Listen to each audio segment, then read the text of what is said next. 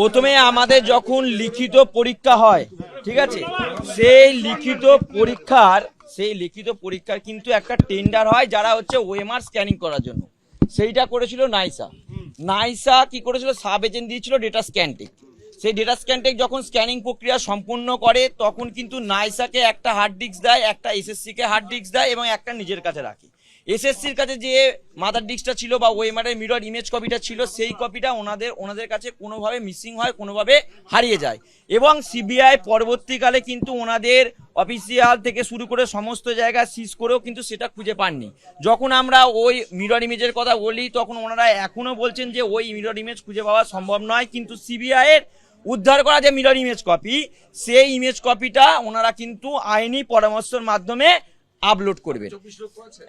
তাতে 22 লক্ষ ওনারা বলছেন সেটা আইনি পরামর্শের মাধ্যমে ওনারা দেখে সেটাকে আপলোড করবেন।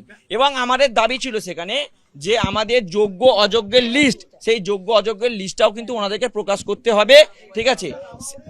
সেই লিস্টটা কিন্তু ওনারা প্রকাশ করবেন বলে আমাদেরকে বলেছেন, কিন্তু আইনি পরামর্শের মাধ্যমে পরবর্তী সোমবারের মধ্যে।